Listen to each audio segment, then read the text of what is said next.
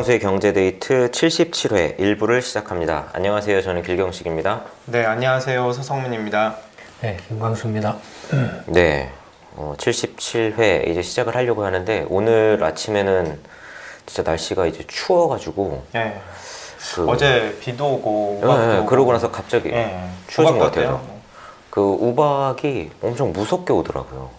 몰랐는데 우박까지 올 줄 몰랐는데 이렇게 눈인 줄 알았는데 처음에는 후두두두 이렇게 소리가 나가지고 밖에 보니까 정말 이렇게 무슨 유성 떨어지는 것처럼 엄청 무섭게 떨어지더라고요. 우박이 왔어요? 네네네. 전혀 몰랐는데 한 5분 내외 짧게 이렇게 왔는데 그래서 좀 깜짝 놀랐어요. 참. 그 해도 이제 엄청 짧아져서 어제도 보니까 6시가 안 됐는데 깜깜하더라고요 이제. 감기 걸기 딱 좋은 날씨 같아요. 그러니까 최고 온도가 어제 11도고 아침 온도는 영상 4도 이렇게 되니까 감기 걸기 좋은 되게 날씨. 날씨하면 별로 할 이야기 없다는 소리인데. 근데 이게 유튜브를 저희도 동시에 올리잖아요.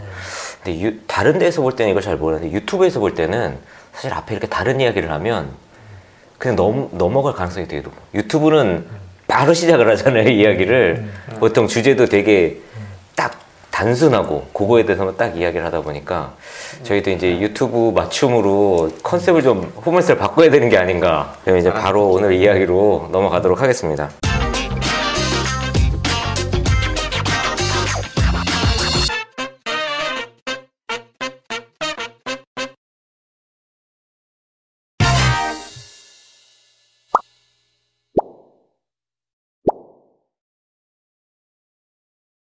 오늘 어떤 이야기 먼저 하나요? 요즘 경기 안 좋다는 얘기 되게 그쵸. 많잖아요. 네. 예, 근데 이제 정부도 또 나름대로 되게 일을 열심히 하려고 하는 것 같은데, 네, 지난 10월 24일 정부 이제 청사에서 김동연 부총리가 이제 장관 주재로 경제관계 장관 회의를 열었는데, 이제 이 주제가 혁신성장과 일자리 창출 지원 방안이거든요. 근데 이렇게 이제 정책을 발표를 해도 이렇게 효과가 있을지 이제 벌써 지적 사항이 나오고 있는데, 대표적으로 이제 나온 방안이 서민 지원을 위한 유류세 인하 이 방안과 이제 일자리 창출 방안인데, 이 서민 지원을 위한 유류세 인하 이 방안이 이제 오히려 고소득층을 위한 역진적인 이런 정책이라는, 고소득층의 혜택이 더 많다는 역진적인 정책이라는 지적이 나와 있고, 그 일자리 지원책도 이제 뭐랄까 이제 통계 조작에 가까운 단기성 알바 위주의 이런 정책들 아니냐, 이런 이제 지적들이 계속 있습니다. 그래서 과연 이제 정부가 이렇게 열심히 정책을 내놔도 아마 제 생각에는 이 지적 사항이 더 설득력이 있는 것 같은데 이번 이 대책 발표되고 나서 여러 가지 이제 그 세부적인 내용들이 또 언론이나 이런 데 나왔더라고요. 근데 전 그거 보면서 이게 코미디인지 정부에서 대책이라고 만들어 놓은 건지 좀 어이가 없었는데, 아무리 선의를 가져도 이런 걸 왜 해? 이런 얘기가 절로 입 밖에 나오는 것 같아요. 일단 이번에 보니까 크게 세 부분으로 나뉘어져 있더라고요. 투자 활성화, 혁신 성장, 분야별 애로 해소, 일자리 지원, 이렇게 세 가지 측면인데, 일단 투자 활성화는 민간 투자 확대하고 공공부문 투자 확대로 또 나뉘어지더라고요. 근데 이 민간 부분 투자 활성화와 관련해가지고 정부에서 발표를 한 게 2조 3천억 규모의 이제 프로젝트 지원을 하겠다라고 이게 되게 큰 제목으로 앞에 나와 있어요. 근데 이게 또 다른 재밌는 기사 같은 게 자한당 국회의원 한 명이 야, 너네 왜 가짜뉴스를 정부에서 만들어내냐. 이게 포항 지역의 A 기업하고 공장을 증축한다고 1조 5천억 규모다라고 정부에서 뉴스를 냈는데, 그게 왜 너네가 한 거냐. 포항시하고 이 A 기업하고 MOU를 맺어서 이제 앞으로 향후 1조 5천억 투자해서 공장을 증설하겠다라고 이미 사업이 확정되어 있는 건데, 거기 끼워넣게 됐다 이거죠. 마치 이거를 이제 정부가 한 것처럼 또 1조 5천억을 지원하는 것처럼 왜 가짜뉴스를 만들어내냐. 그렇게 반박을 했더라고요. 그랬더니 김동연 부총리가 자기는 이게 정부에서 1조 5천억을 다 지원한다는 이야기가 아니었는데 오해가 있었다면 설명을 하겠다. 배달 사고가 났다. 전달 과정에서 배달 사고. 근데 여태까지 그 이제 삼성이나 LG나 대기업들이 이렇게 투자를 한다고 하는 그 액수들이 정부가 발표하는 투자 액수랑 거의 겹치는 부분이 굉장히 많았잖아요. 여태까지 그런 식의 발표는 계속 있었던 것 같은데 이번에 그 자한당 의원의 지적사항을 받고 배달 사고를 인정을 한 건가요?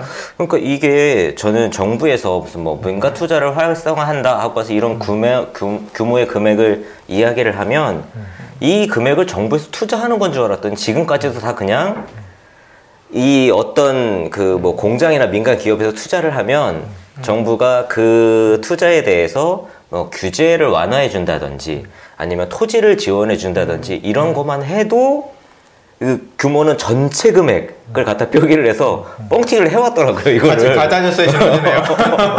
이게 전에부터 이렇게 해오던 거라 이게 전혀 뭐 정부에서는 이게 왜 문제야 이런 수준이더라고요. 그 가짜뉴스 처벌법을 하면 제일 먼저 정부부터 걸리네요. 그러니까. 민간 투자 활성화는 이렇고 또 공공 투자는 또 재밌는 게 원래 이 문재인 정부에서 뭐 SOC나 이런 거 관련해서는 이게 예전 구시대적인 거니까 예전 정부들이 하던 거고 우린 이런 거 안 하고 이제 새로운 거 소득주도 성장으로 해가지고 제대로 이제 발전을 시키겠다라고 했는데 결국 1년 만에 말을 완전히 바꿔가지고 이번에는 뭐 개발 제한 구역도 해제를 하고 또 SOC 사업 같은 경우도 올해는 한 18조 원 정도가 됐었는데 이것도 8조 정도를 늘려서 26조까지 증액을 하고 해서 최대한 대책을 마련하겠다라고 했는데 이게 보니까 그 공공부문 투자 사업 중에 정부에서 볼 때 야 이게 그 투자 가치가 있다라고 판단되는 사업은 아예 예비 타당성 조사도 안 하고 그냥 바로 시작할 수 있게 해주겠다라고 발표를 했더라고요. 그 예비 타당성 조사 안 하면 현행법 걸리지 않나요? 그러니까 그거를 그러니까 합법적으로 안 할 수 있게 만들어주겠다는 게 이제 정부의 이번 대책이래요.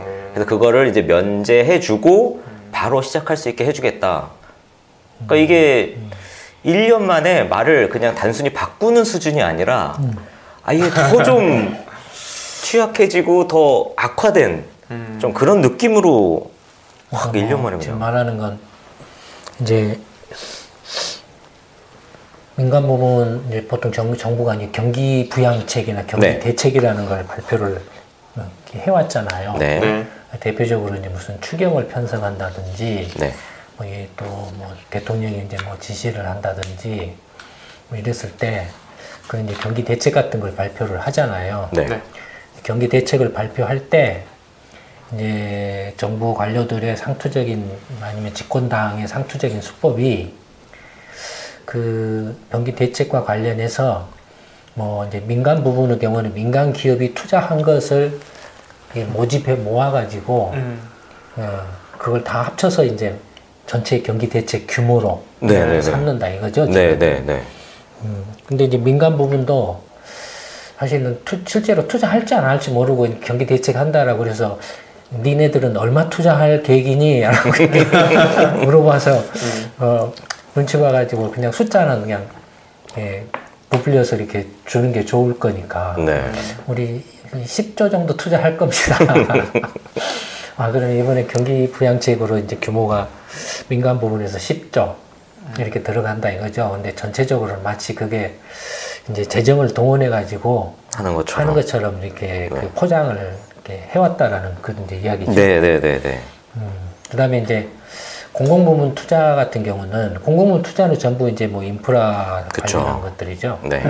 인프라나 아니면은 무슨 이제 운영비 지원이나 뭐 이런 거겠죠. 네. 근데 이제 공공부문 투자도 문재인 정권이 출범할 때는 우리는 절대로 이제 SOC 투자 안 해. 건설, 토목 이런 거 안 해. 건설, 토목 안 해. 토건 이거 안 해. 했는데. 그러니까 우리는 이제 소득주도 성장할 거야. 그래서 이제 돈 어디서 나서 할래 했더니 이런 토건 사업이나 SOC사 같은 그 지금까지 이명박이나 박근혜 정권 때 돈을 거기다 왕창 쏟아서 해왔는데 그 돈만 이렇게 아껴도 이렇게 제대로 써도 충분해라고 이렇게 이제 이야기를 했다 이거예요. 네. 근데 이제 막상 이제 1년 반 지나놓고 보니까 그게 이제 완전히 그냥 이명박 박근혜 쪽으로 돌아갔다 이거죠 지금. 그 정도가 아니라 더 돌아간 것 같아요. 제가 볼 때는 오히려 이제 그 우리 SOC고 뭐 인프라건 토건이건 뭐든 물불 안 가리고 할 거야 뭐 이런 사업성 걸로. 조사조차를 안 한다는 건 네. 이게 돈이 되건 말건 그냥 쓰고 하는 거잖아요. 돈 퍼붓고 보겠다. 그래서 이명박은 사기였지만은 4대강은 어쨌든 형식적으로 그렇죠. 예비 타당성 어쨌든 일이 넘었는데 이번엔 그것도 안 아예 한다 그냥. 이거죠. 예. 다 굉장히 급했네. 그러니까요. 그리고 진짜 재밌는 파트는 일자리 부문에 있습니다. 5만 9천 개 맞춤형 일자리 지원 계획안에 네. 예. 황당무계한 그런 이제 것들 되게 많더라고요. 이 5만 9천 개, 그러니까 6만 개라고 하고 얘기하면 이게 이제 그 청년 실업 완화와 관련된 일자리와 관련해서 이제 2만 2천 개 정도가 있는데 이제 공공기관 체험형 인턴 증원, 뭐 공공부처 공공기관 행정 업무를 이제 나눠주는 이제 그런 일자리. 이제 저는 제 눈길을 가장 끌었던 일자리는 이제 1,000명짜리인데. 아니 그게 방금 말한 게 무슨 말이에요? 공공기관 체험형 인턴이라는 게 예를 들어서 지금 대학 졸업생들한테 뭐 예를 들어서 이제 네. 뭐 LH 공사. 네. 라든지 한전이라든지 네. 뭐 이런 데 가서 잠깐 체험을 해보고 뭐 일종의 견학입니다. 한두 달 가서 이렇게 네. 좀 구경하고 네. 하는 며칠짜리 있더라고요. 5만 3천, 5,300개더라고요 이게. 5,300개. 아니면은 뭐 세종시 청사 같은데 네. 이렇게 거기다가 이제 입구에다가 그 민원실 입구 같은 데다가 네. 책상이나 줄을 아니면은 완장 딱 쳐놓고 되게 그 앞에 이렇게 안내 딱 깨고 서비스 이렇게 하고 하는 그런 거 인사 그 체험을 시킨다 이거죠. 혹시 엘리베이터 안에서 이렇게 층수 눌러주는 거 그것도 할지도 모르죠. 네. 그것도 할지도 모르죠. 참 그리고 이제 제일 저는 황당했던 것 중에 하나가 이제 1,000명짜리인데 국립대 에너지 전략 도우미 이게 눈길을 확 끌더라고요. 뭔 말이에요, 그건? 그러니까 국립대 건물이 이제 되게 많잖아요. 그러니까 불 꺼졌나 안 꺼졌나 그거 확인하고 돌아다니면서. 아니 각 수위나 경비들이 있잖아요. 하죠, 그죠. 근데 그거를 도와주려고 이제 이제 수위와 경비를 도와주는.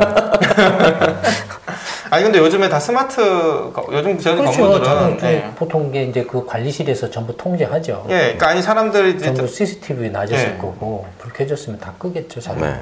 아니면 요즘에는 뭐 최루진공 건물 사람들 움직임에 따라 센서에 따라서 불 켜지고 꺼지고 다 그렇게 4차 산업을 거꾸로 가네. 그렇죠. 그 재밌는 게 진짜 많아요. 뭐도 있냐면 재활용 쓰레기 분리배출 도우미가 있어요. 그 재활용하는 데 가서 이건 이렇게 분리해야 되면 이렇게 도와주는 사람. 그리고 저것도 있어요. 그 얼마 전에 라돈 침대 한동안 문제 있다고 막 뉴스 나왔잖아요. 그 해외 구매 라텍스 라돈 측정 서비스. 서비스 하는 사람 1,000명. 또 도로 불법 그러면은 그 민간 기업이 파견을 하는 거네. 일종의 그렇게 되는 것 같아요. 라돈 침대를 이렇게 정부가 수입을 하나요? 아니죠. 대진하고 그 업체가 몇 개가 있었죠. 문제됐던 업체가. 이렇게 수입업자들이 할 거 아니에요. 네. 수입업자들이 이게 해야 될 일을 네. 그래서 이제 수입품의 수입마다 어떤 그 기준이 있을 거 아니에요. 네. 안전도라든지 뭐 이런 여러 가지 기준들이 있을 거 아니에요. 네. 그래서 안전이나 안정성이나 이런 면에서 문제가 되면 수입을 못하게 하잖아요. 그렇죠. 근데 이제 그 수입해 올 때 이른바 이제 그걸 대신 검사를 해준다라는 건 세관에다가 보내는 건가 그러면? 이거는 한국 원자력 안전기술원에서 1,000명을 이제 고용을 하는 건데요. 지금 아마 문제가 되어 있는 그 침대들에 대해서 이게 문제인지 아닌지 그 측정하는 그러니까 그런 그 것 수입품에 같아요. 대해서 그렇게 한다면서요. 그렇죠. 그러니까 지금 이 들어와 있는. 들어와 있는 것에 네, 네, 대해서 네, 네. 들어가 있는 것에 대해서 그러면 그 물건을 산 집을 가가호 방문해서 검사를 이게 문제가 있어가지고 그 침대 업체에서 전부 수거를 했어요. 뭐저 얼마 전에 보니까 네, 네, 뭐 네. 전부 리콜했네요, 리콜. 네, 그런 전량 식으로. 회수했다라고 네, 이렇게 네, 발표를 네. 했던 것 같은데 네. 했었는데 그뭘 조사할 필요가 뭐가 있어요? 그래서 그 라돈 측정에 1,000명을 지금 이렇게 했더라고요. 아니 저 뭐 제가 잘못 봤는지는 모르겠는데 네. 최근에 뭐 국무총리인가 누군가가 네. 뭐 아니면 그 뉴스 이렇게 인터넷에선가 그 라돈 침대가 뭔가 하는 거 네. 전량 회수 완료했다라는 그러니까 기사를 그게 본 것 대진이라는 되게 큰 업체가 있는데 거기는 이제 워낙 업체가 크고 많이 판매하다 보니까 회사가 또 돈이 있고 해서 그거를 회수를 거의 대부분 한 것 같아요. 근데 이 라돈 침대를 판매하는 회사가 여기 말고 이제 다른 데가 또 있고 하다 보니까 그런 부분에 대해서 이게 하겠다라고 한 것 같아요, 지금. 나 이게 구체적인 그 업무가 표시되어 있는 게 아니어서 정확히 뭘 하는지까지는 아직 좀 파악하기가 어려운 부분이 있어요. 또 그 뭐가 산불 전통시장 화재 감시원 이런 거 차라리 이제 이런데 돈을 이렇게 쓰는 요즘에 CCTV 화재 감지하는 그런 CCTV도 많이 개발하고 그런데 차라리 그걸 달지 이렇게 돈을 쓰는 게 더 재밌는 것도 있어요. 네. 철새 도래지 감시. 철새 도래지 나 이거 감시 방금 및 못했는데. 폐사체 신고. 요거는 어. 가축 위생 방역 지역 본부에서 212명 이제 단기 알바를 한다. 또 산불 예방을 위해서 농업 부산물, 낙엽, 작감목, 사전 제거에 산림청에서 이제 450명 고용을 한다. 또 진짜 재밌는 거는 아니 그거 제거하러 갔다가 불 내면 어떻게 하려고? 담배 다 뺐겠죠 뭐. 그리고 또 재밌는 건 어르신들 일자리 위해서 그 폐비닐이나 영농 폐기물 그 수거 처리하는 거에 이것도 한 5,000명. 또 국가 어항에 방치된 그물이나 어구 수거하는 거에 또한 750명. 숲 가장자리, 덩쿨 이런 거 제거하는 거에 또 450명. 또 버리는 즐거움을 또 주겠네. 다 하면 깨끗해지면 또 버리고 싶잖아요, 사람이. 네. 이게 되게 재밌더라고요. 또 뭐 없어요? 그리고 또 뭐 교통안전시설물 실태조사 및 관리대장 기입에 이것 2030명. 그러니까 다니면서 교통시설물들이 잘 작동하고 있는지 아마 이런 거 체크하고 관리대장 기입하는 역할을 맡기는 것 같은데 이것도 4차 산업혁명에 좀 역행하는. 교통시설물이 부서지거나 고장나면은 근데 신호등이 문제가 되면 당장에 그건 할 거고. 그렇죠. 그다음에 뭐 시설물 또 뭐가 있을까? 뭐 이렇게 도로 같은 데 다니다 보면 파손된 시설 같은 거 있잖아요. 그런 것들도 해당되지 않을까요? 표지판 같은 그런 것들. 것은 지금 엄청날 건데? 파손된 거? 그래서 이렇게 2,000명 넘게 고용을 하나 봐요. 2,000명 갖고 안 되나? 안 되나요? 이게 뭐 인미가 독거노인 전수조사로 한 2,500명 있는데 이건 뭐 이번에 전수조사가 많이 있더라고요. 이제 1년 후에는 어떻게 하려고 그래? 변할 거 아니에요? 다시 재조사 하나요? 업데이트? 뭐 또 뭐 있어요? 아니 뭐 이렇게 그 이제 하니까 문재인 대통령도 좀 되게 답답했나 봐요. 그래서 공식 석상에서 이제 참모들을 질책하거나 이제 따지는 이제 그런 일이 좀 더 잦아지고 있고 특히 이제 정부 관료 부처 같은 경우는 구체적인 통계를 이렇게 물어보면서 이제 압박을 한다고 그런 기사를 본 것 같거든요. 그래서 또 분위기가 이렇게 질책을 하면 분위기 또 싸해지고 이래가지고. 근데 그거 뭐 뉴스 이렇게 나온 거 제목을 보니까 네. 1년 전에 비해서 나아진 게 뭐냐, 뭘 하고 있냐. 그래서 작년과 달라진 게 호통을 뭡니까? 치고 있다고. 네. 아니 문재인 대통령이 원래는 처음에 네. 취임할 때도 일자리 문제는 내가 직접 챙기겠다고 하지 그쵸. 않았나요? 위원장이고. 네, 위원장이고 그다음에 또 올 연초에도 도대체 이렇게 한 게 뭐가 있냐라고 성질 내면서 그렇죠. 또 직접 내가 이제 이렇게 챙기겠다라고 말을 또 네. 해서 우리 경제대에 대해서도 여러 번 얘기했죠. 이야기를 했던 것 같은데 네. 그러면 그동안에 말만 하고 안 챙겼다가 안 챙기고 있다가 이제 그동안 1년 동안 니네들 뭐가 달라지고 한 게 뭐가 있어 이렇게 했냐 이거죠. 어떤 분이 페이스북에 이제 그 기사 관련해서 글을 쓴 거 보니까 이렇게 그 호통치는 상관이 대부분 능력이 없는 그 상관이다. 자기가 할 줄 아는 게 없으니까 밑에 애들 이제 쪼고 윽박 지르고 이렇게 해가지고 어떻게든 결과 만들려고 하는 그런 상사들의 전형이 문재인 대통령에서 보인다. 지금 이런 기사 나오는 게. 그래서 오히려 이런 기사가 마치 열심히 일하고 있는 것처럼 보여주려고 하는 것 같은데 그건 그다지 뭐 좀 설득력 있는 말은 아닌 것 같고. 그런가요? 그 뭐 이렇게 알면, 네. 예, 잘 알면 이건 이런 식으로 하세요, 저건 저렇게 하세요. 네. 이렇게 내가 분명히 하라고 말했는데 왜 안 됐습니까? 네. 뭐 이렇게 할 수 있잖아요. 그렇죠. 뭐 굳이 그걸 호통을 치고 안 치고 문제가 아니고 네. 모르면은 그냥 알아서 잘 하세요 이 말 위에는 할 말이 없죠. 그렇죠. 왜 일자리 안 늘어납니까? 그동안에 뭐 했습니까? 이런 것들 대표적인 말들이겠죠. 모르면 또 어떻게 할 줄을 모르면 그러니까 뭐가 문제인지도 모르고 어떻게 해야 될지를 모르면 그러니까 그런 식이죠. 호통을 치고 안 치고의 문제라기보다는. 그러니까 구체적인 어떤 이렇게 뭐 방향이나 로드맵이나 이걸 정하는 같은 게 말을 아니라 계속 반복하는 거죠. 반복한다라는 것은 이제 뭐 문제를 정확하게 모르고 또 어떻게 뭐 이렇게 그 문제를 어떻게 풀어야 될지도 모른다라는 거죠. 그렇기 때문에 근데 계속 문제는 계속 이렇게 확대되고 있거나 유지되고 있고 해소되지 네. 않고 있고 네. 그러니까 답답하니까 계속 이제 같은 말만 되풀이하는 거죠. 근데 호통도 알아야 호통을 칠 수 있거든요. 그냥 모르면서 호통 치면 그거 이제 커플이 하는 건데. 카프리가 아니라 저기 그 뭡니까? 박근혜 대통령이 하는 그런 건가요? 예전에 박근혜 대통령이 그 경로하고 질책하고 호통 많이 쳤다고 하던데. 박근혜 씨가 이렇게 경로하고 질책하면 말투가 어떻게 될까요? 그래서 레이더가 나오네. 그거 아닌가요? 뒤에서 이제 근데 뭐 이렇게 이미 이제 여러 차례 이야기한 것 같은데 네. 지금 지금 이 말도 안 되는 이른바 그 땜질식의 이른바 그 일자리 아닌 일자리를 그것도 뭐 며칠짜리에서부터 뭐 한두 달짜리, 서너 달짜리 이런 단기 일자리를 급조해서 몇만 개를 네. 이렇게 막 이렇게 만들어 내야 될 그런 그 근거라 할까? 배경이라 할까?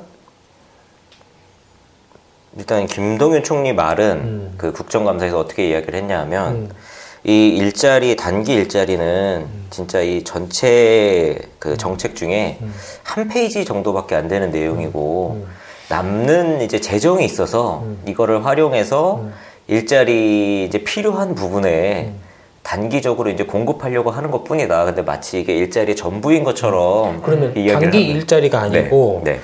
정말로 양질의 문재인 정부의 어떤 그 일자리 정책의 성과로서 네. 또는 그 김동연 경제부총리가 1년 반 동안 부총리를 하면서 네. 자랑스럽게 내세울 수 있는 좋은 일자리, 양질의 일자리로서 이렇게 일자리로서 이렇게 그동안에 뭘 어떻게 해왔고 그래서 그런 양질의 일자리가 얼마나 늘어났고 그런 양질의 일자리를 지원해주기 위해서 이런 단기 일자리가 왜 필요한지에 대해서 설명이 있었냐. 그냥 송구스럽다라고. 좀 안쓰러운 측면. 지난번에도 많이 안쓰러웠는데 점점 안쓰러워지고 있는 것 같아요 지금. 안쓰러운 건 뭘 안쓰럽게 뭐가 있어요? 빨리 탈출해야 되는데. 내 가문의 영광으로 족보에 이제 다 올라가는 건 정이 졌는데 뭐 언제 뭐 나가도 그만인데 뭐 그런 사람들이 뭐 먹고 사는 거 걱정 뭐가 있겠어요? 또 나중에 적당하게 빙빙 돌다가 또 한 자리 얻어서 이렇게 할 수 있으면 또 해먹는 거죠 뭐. 그 인터넷 뉴스 이런 데 보니까 그 김동연 부총리 사진이 이렇게 쭉 돌아다니는 게 있는데 왜 예전에 그 공포영화 이런 데 보면 졸업하지 않는 뭐 학생 매년 졸업 앨범에 있는 사진 그 있는 것처럼 박근혜 때도 박근혜 옆에 김동연 부총리가 있고 이명박 때도 이명박 옆에 김동연 부총리가 있고 문재인 정부 때도 문재인 대통령 옆에 이렇게 사진이 같이 찍힌 게 이렇게 쭈르륵 있더라고요. 매 정부마다 그냥 대통령 옆에. 그러니까 대통령이나 집권당은 바뀌어도 관료들은 안 바뀐다고. 그러니까 결국에는 그 각 어떤 대통령이나 집권당들이 이렇게 정권을 잡을 때 선거 공약으로 뭐 이러쿵 저러쿵 내세워 봐야 그 선거 때 그냥 눈가림하고 속임수에 꼼수에 불과하지. 실제 정권 잡고는 하면 나와서 이렇게 하는 것은 전부 관료들이거든요. 네. 그러니까 방금 말한 것처럼 이명박 때 김동연, 박근혜 때 김동연, 네. 문재인 때 김동연. 그 사람이 그 사람이다 이거예요. 네. 예를 들자면 그렇다 이거예요.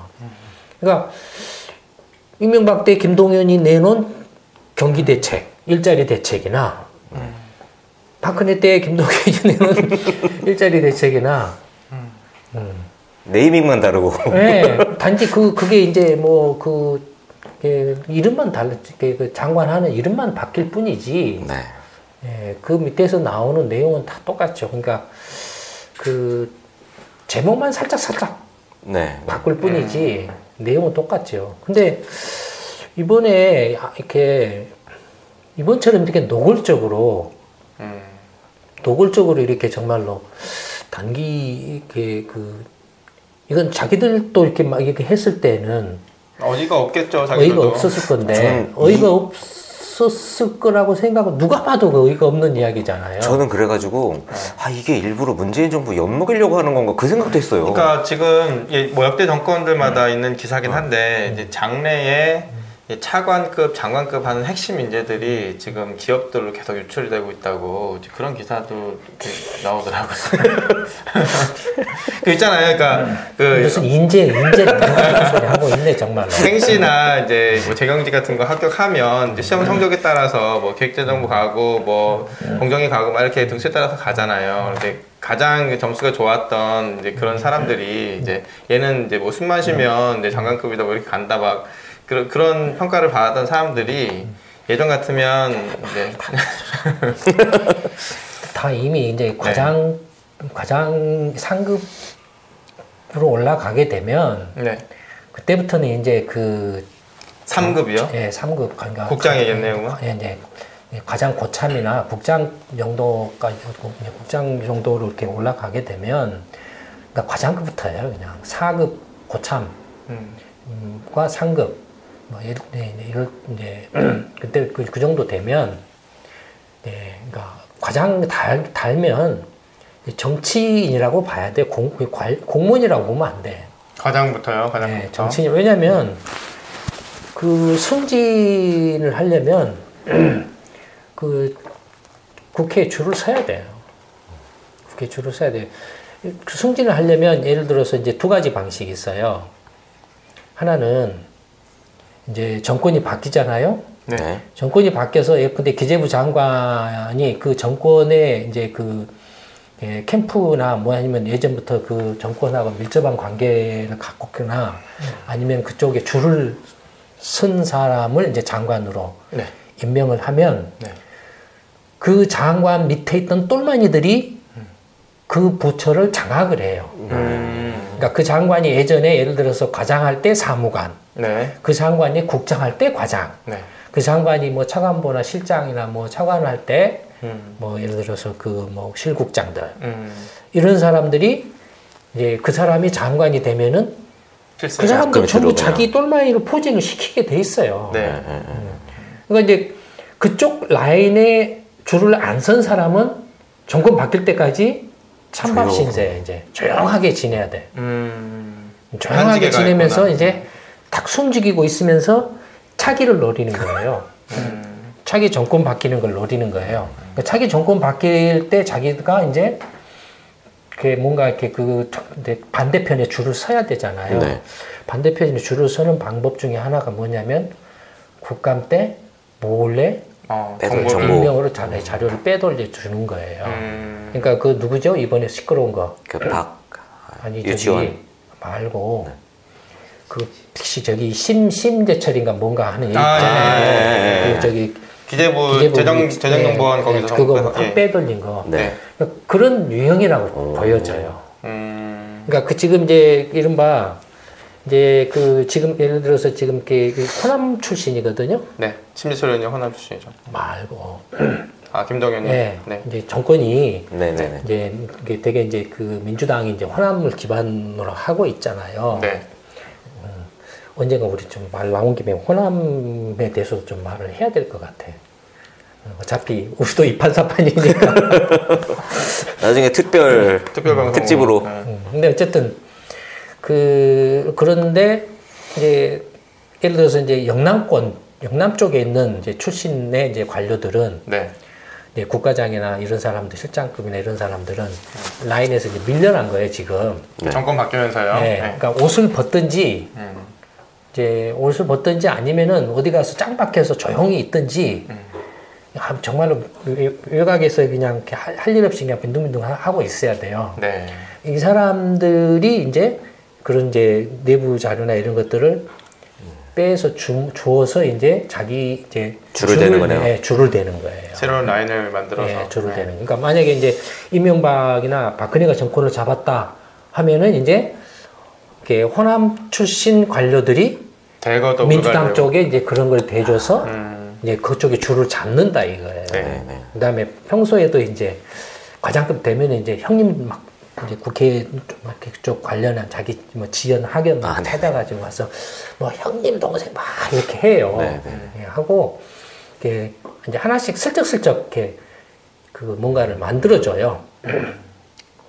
이름을 알릴 수 있는 그런. 국회의원은 또 이제 그 지역구 관리를 해야 되잖아요. 그쵸. 네. 이제 지역 예산을 따가는데 이제 눈이 이제 또 혈안이 돼 있잖아요. 그렇죠. 그러면 그 예산 따는 것과 관련해서 살짝 이제 소스를 관련 이제 부처 이제 관련 뭐 실국장이나 이런 사람들이 예산 편성할 때 이제 국회의원한테 형님 제가 그거 하나 좀 힘들었지만 해드렸습니다 이렇게 생색을 내는 거예요. 생색을 내는 거예요. 그러면서 줄을 이제 라인을 만들어는 하는 거예요. 그러니까 이게 이제 정권이 바뀌면은 그러니까 사실상 이제 그 부처 내에서도 정부 전체적으로 그 줄서기에 따라서 물갈이가 일어나죠. 선생님 그런데 그 아까도 이제 얘기가 나왔는데 김동연 기획부총리 같은 경우는 정권마다 사진이 계속 있었다고 하는데. 그러니까 그런 대표적인 사람이 이제 사실 예전에 김진표 복지부동에 대표적인데 예. 지금 이제 그런 사람들이 이제 국회로 갔죠. 그러니까 관료들이 국회로 대거 가가지고 지금 그런 사람들이 사실 이제 관료를 장악하고 있다고 말씀드렸죠. 그러니까 국회를 장악하고 사실상 왜냐하면 이 사람들은 관료 출신이니까 자기 라인들이나 이렇게 똘마이들이나 이런 사람들이 있고 그 다음에 그 실상을 아니까 내부 사정을 아니까 이게 자료 좀 보내줘 하면은 보내줘야 돼요. 그렇죠. 그러니까 이제 국회에서 힘을 가질 수밖에 없어요. 그러니까 386 운동권이나 뭐다 하는 애들은 맨 밖에 가서 떠들어요. 빠돌이들한테 찾아다니면서 떠들어요. 모르니까. 모르고 뭐 하려고 해도 자료가 없으니까. 하여튼 그 이야기 하려고 하는 건 아닌데. 근데 지금 이런 어처구니 없는 이런 일자리 대책이라고 만들어서 청와대도 발표하기 전에 보고를 하거든요. 그러면 청와대 그 이른바 경제 수석이네 정책실장이네 아니면은 뭐네 하는 사람들도 주르륵 있을 거 아니에요. 그렇죠. 그 사람들조차도 이런 거 보고 야 니네들 좀 황당하지 않아? 이런 걸 대책이라고 하고 있냐? 라고 말을 안 했을까 하는 거예요. 제가 봤을 때 자포자기 같아요. 아니야 나한테 지금 엿먹이는 것 같다니까. 관료들이 엿은 관료들이 먹이는데 얘네들이 이제 엿을 먹여도 정말 손을 놓을 정도로 지금 다 언론상이나 뭐 이렇게 거기다 다 빠져있는 그런 인상을 봤거든요.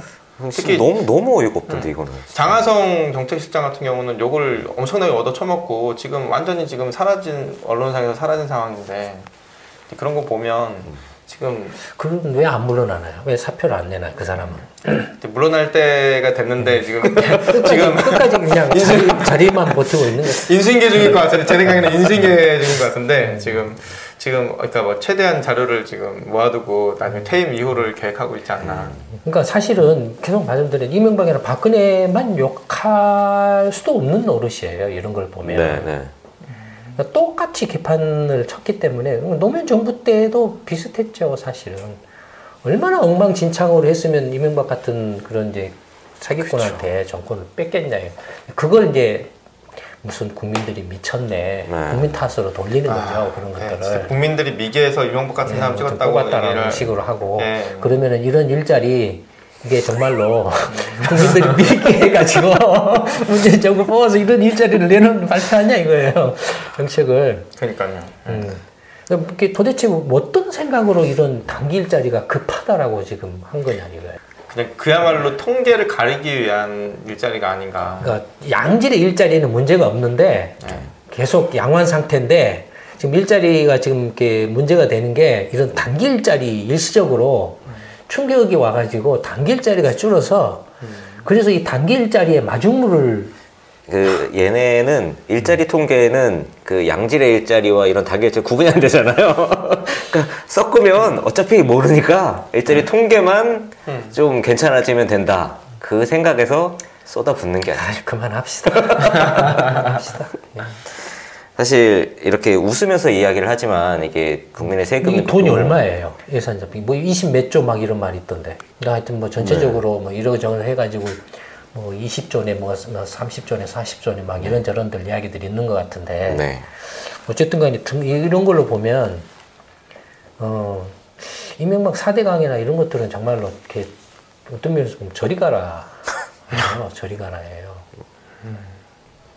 차라리 이 돈은 그냥 저기 차 타고 다니거나 헬리콥터에다가 실어갖고 공중에다 뿌리면 어떨까? 근데 지금 이 정도 수준이면 거의 뿌리는 거랑 비슷한 거 아닌가요? 이 정도 사람 구해서 그냥 하는 건? 온갖 비리 생기죠. 이렇게 나 또 안 넣어주고 이렇게 하고 해서. 실제로는 지금 이게 실제로는 가서 일하는 게 없으니까 그냥 막 이제 올려놓고 아침에 이제 오면 그냥 주고 가고 그냥 받고 뭐 이런 거겠죠. 근데 또 사람도 관리해야 되니까 뽑아놓으면 관리해야 되니까 또 이제 이거 이제 그 돈 그 집행하는데 집행하는 보조 뭐 일자리 또 뭐 이거 제대로 썼나 안 썼나 하는 감시 일자리. 우리 공무원 나리들은 뭘 하시나요? 정치 자기가 하는 일들을 이 사람들한테 다 시키는 거죠. 저는 그 요새 그 동사무소나 동구청 이런 데 가면 보시는지 모르겠는데 그 앞에 창구는 사회복지 요원들이 일을 하잖아요. 아니 그럴 거면 뭐하러 시험 봐서 공모를 들어가는지 모르겠어요. 그냥 그 알바애들이 다 할 수 있는 일들을 하고. 요새는 이제 증명도 다 저기 그쵸, 보통 그냥 무인으로 하거나 무인으로 이렇게 다 뽑죠. 그런 거 보면 진짜 좀 그만합시다.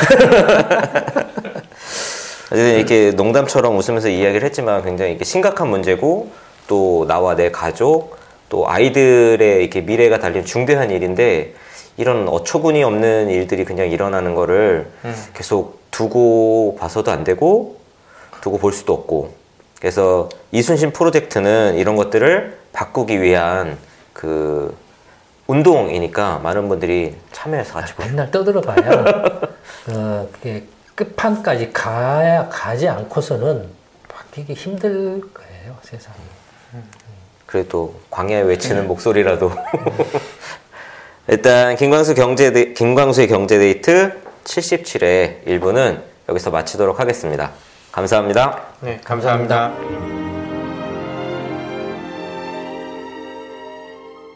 이순신 프로젝트 정책 아카데미는 평범한 직장인, 가정주부, 자영업자, 전문직 종사자, 교수, 대학생 등 다양한 분들이 함께하고 있습니다. 당신은 어떻게 이순신 프로젝트 정책 아카데미에 참여하게 되셨나요? 이순신 프로젝트 정책 아카데미 제1기에 참여한 프로트입니다. 저는 전에 IT 쪽 협회에서 정부를 상대로 정책 업무를 담당했습니다. 그 일을 하면서 정부의 엉터리 정책이 일자리를 파괴하고 기업을 망가뜨리는 것을 잘 봤습니다. 정부와 정치권은 시장 실패가 있어서 시장의 정책으로 개입한다고 하지만 그들이 만든 정책이 정부 실패를 야기했습니다. 이를 객관적으로 규명하고 설명해줘도 정부와 정치권은 이해도 못했습니다. 아니, 두 눈과 두 귀를 닫았습니다. 그리고 국민들에게 자신들이 만든 정책이 문제를 해결할 것이라고 거짓말을 했습니다. 저는 이러한 것에 신물이 났습니다. 그래서 김광수 소장님께서 이순신 프로젝트 정책 아카데미를 만드신다는 소식을 듣자마자 바로 지원했습니다. 이순신 프로젝트 정책 아카데미에서 여러 주제로 정책 훈련을 받았습니다. 제가 잘 알고 있었던 산업과 기업 지배구조뿐만 아니라 과학기술, 금융, 문화, 건설, 물류, 에너지 등 여러 분야의 국가 경영을 배울 수 있었습니다. 이러한 정책 훈련을 받으면서 평범한 시민들도 지금의 국회의원들이 하는 일 정도는 충분히 할 수 있을 거라는 생각이 들었습니다. 정책 아카데미에서 배우면서 국가를 경영하는 데 다양한 분야의 조화가 필요하다는 것을 느꼈습니다. 국가 경영에는 다양한 분야의 사람들이 참여해야 하고 그 사람들이 자신의 분야뿐만 아니라 다른 분야에 대해서도 이해하고 고려해야 한다는 것을 느꼈습니다. 이러한 것이 정책 아카데미의 효과입니다. 저는 많은 분들이 이순신 프로젝트 정책 아카데미에 참여하였으면 좋겠다고 생각합니다. 경제 문제로 많은 분들이 고통받고 있습니다. 가족들이 동반자살하고 굶주려 죽고 고독사합니다. 이제 이런 사건들이 언론에 알려줘도 사람들은 무관심해질 정도입니다. 근데 이러한 일이 이면에는 20세기 낡은 정책 패러다임이 있습니다.